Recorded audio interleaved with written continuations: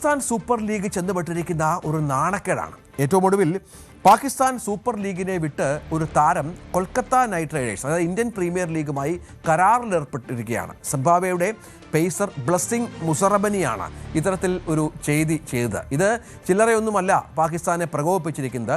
ഈ താരത്തിനെതിരെ നിയമ നടപടി സ്വീകരിക്കാൻ ഒരുങ്ങുകയാണ് പാക് ക്രിക്കറ്റ് ബോർഡ് എന്നുള്ളതാണ് ഏറ്റവും പ്രധാനപ്പെട്ട വിവരം.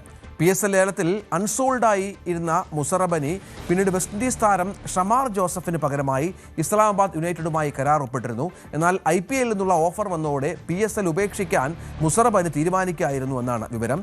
ഇത് വളരെ പ്രധാനപ്പെട്ട ഒന്നാണ്. ഇത് PCB നഷ്ടപരിഹാരം ആവശ്യപ്പെടും. പക്ഷേ ഒരു കാര്യം എന്നുള്ളത്, പാകിസ്ഥാനിൽ നൽകുന്നതിനേക്കാൾ ഇരട്ടി പ്രതിഫലം നൽകിയാണ് മുസറബനിയെ കൊൽക്കത്ത പിടിച്ചത്. അതായത് 1.1 കോടി പാകിസ്ഥാൻ രൂപയ്ക്കാണ് മുസറബനിയെ എത്തിച്ചതെങ്കിൽ ഇത് 36 ലക്ഷം രൂപ മാത്രമാണ് ഇന്ത്യൻ രൂപയിൽ കൺവേർട്ട് ചെയ്യുമ്പോൾ. പക്ഷേ 75 ലക്ഷം രൂപയ്ക്കാണ് മുസറബനിയെ കൊൽക്കത്ത നൈറ്റ് റൈഡേഴ്സ് എടുത്തത് എന്നുള്ളത് ഏറ്റവും പ്രധാനപ്പെട്ട ഒന്നാണ്. ഏതായാലും ഇത് പാകിസ്ഥാനിൽ വലിയ ചർച്ചയായിട്ടുണ്ട്.